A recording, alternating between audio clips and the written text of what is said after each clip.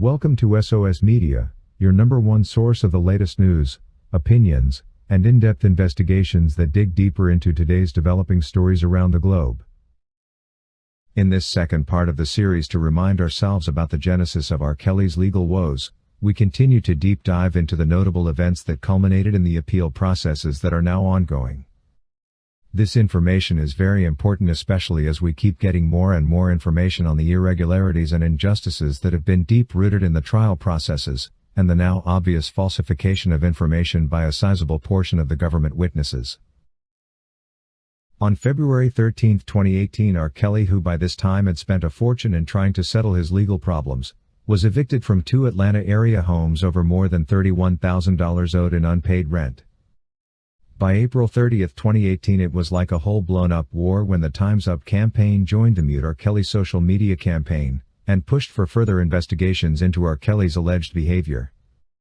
R. Kelly's camp responded by promising to vigorously resist this attempted public lynching of a black man who has made extraordinary contributions to the black culture. Later in May 2018, one of the most popular streaming service provider, Spotify, cut R. Kelly's music from its playlists, quoting its policy on hate content and hateful conduct.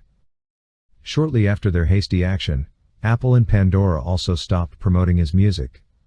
R. Kelly's team promptly pushed back on this selectivity, noting how other artists on Spotify had been accused or convicted of criminal crimes but still blasting and enjoying a 100% streaming. Later that month, Faith Rogers, who was then age 20, filed a lawsuit accusing R. Kelly of battery, mental and verbal abuse, and knowingly inflicting her with herpes during a year-long relationship. At the start of January 2019, Lifetime had already aired a 3-night documentary titled Surviving R. Kelly, and in our part 1 of this series, we highlighted on how Jay-Z participated in this compilation by funding the Surviving R. Kelly project, in which his former girlfriend Hampton was an executive producer.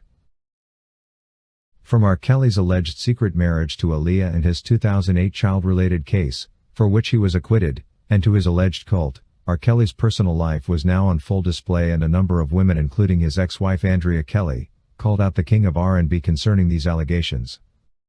The 6-part series gathered vast attention on social media and incited more legal inquiry into these R. Kelly allegations.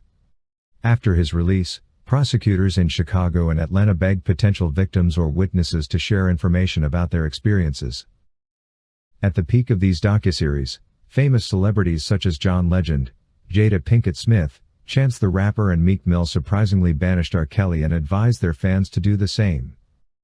In the same period, Sony and R. Kelly agreed to part ways. It is also unquestionable that R. Kelly's departure from Sony came after several Mute R. Kelly protests took place outside of Sony headquarters in New York City. Following the airing of the explosive docuseries, protests against R. Kelly amplified, resulting in notable artists such as Lady Gaga, Celine Dion, and Chance the Rapper opting to pull out their collaborations with R. Kelly. In the same year, R. Kelly's former manager Henry James Mason gave in to Atlanta police after facing a warrant for his arrest. Mason, who was 52 years at the time, was hit with charges of felony and terroristic threats. Manchin was ultimately accused of making threats to the family of Joycelyn Savage, who was one of R. Kelly's stay-in girlfriends, and whose family appeared on the Lifetime docuseries Surviving R. Kelly, passing on their worry in order to get their daughter back. Savage, however, stood to her guns and maintained that she was with R. Kelly under her own free will. Mason was later released on a $10,000 bond. On March 6, 2019, R. Kelly gave a fiery interview to Gayle King, during which he had an outburst that went viral online. R. Kelly was openly emotional and crying as he defended himself and denied any wrongdoing in line of the allegations. Later in the day, he was arrested by Cook County for failing to pay $161,000 in child support. On July 11, 2019, R. Kelly was indicted by a federal grand jury here in Chicago on charges including CP, enticement of a minor, and obstruction of justice. A separate indictment filed in the Eastern District of New York included charges of racketeering, kidnapping, forced labor, and he was subsequently arrested in Chicago. Eventually, R. Kelly appeared for a hearing at Layton Criminal Court Building in Chicago, Illinois, consequently receiving 2 separate federal indictments in Illinois and Brooklyn. Combined, The allegations depicted an organized effort from R. Kelly and his associates to recruit and transport underage girls over state lines for illegal purposes, including alleged conspiracy to obstruct justice by destroying evidence and bribing or threatening witnesses. Later in August 2019, prosecutors in Minnesota filed charges against R. Kelly, meaning that he then faced criminal cases in 3 U.S. states. He was accused of soliciting a teenager who asked him for an autograph in 2001, and R. Kelly allegedly invited the 17-year-old to his hotel room and offered her $200 to dance with him. R. Kelly's lawyers said that the charges were beyond absurd. In September 2019, R. Kelly's Illinois trial date was announced by authorities here in Chicago as April 27, 2020 for the 13 federal charges in Illinois.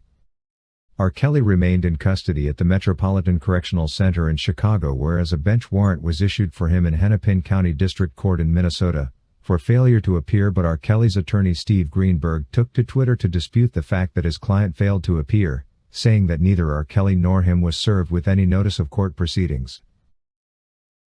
In December 2019, Greenberg entered a not guilty plea in R. Kelly's New York racketeering case after the Justice Department added a charge of bribery against him, accusing him of obtaining a false ID for an unidentified woman in 1994.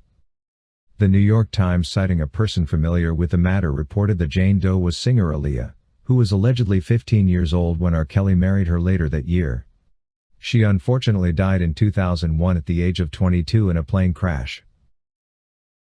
In January 2020, Season 2 of Surviving R. Kelly docuseries packaged as The Reckoning began to hit the airwaves. The Lifetime 5-episode series featured interviews from a variety of perspectives, including more alleged victims, family members, supporters, psychologists, cultural and legal experts. This created a renewed wave of emotions among both the general population and the judicial system alike. Nonetheless, R. Kelly has relentlessly kept moving on, and we remain optimistic that this appeal will be the final milestone in this sea of unclear allegations against him, as we shall share in our next segment. As we continue to witness new developments occurring towards R. Kelly's appeal proceedings, we can just stay optimistic that this time around, the relevant truth will be put into consideration. This is the ray of hope that makes us keep our breath and hold. We believe R. Kelly and his legal team will be able to outline all the injustices, misinterpretations of the law, cases of lying and witness tampering that have marred all R. Kelly's legal proceedings, and that the law, truth and justice will this time along prevail. It has been a long wait, and we can't wait any longer to see R. Kelly regain his deserved freedom. Thank you for watching today's video, brought to you by SOS Media. If you haven't subscribed to our channel yet, please subscribe, and hit the bell icon so you never miss any of our videos. Also remember to leave your comment about today's topic in the comment section below.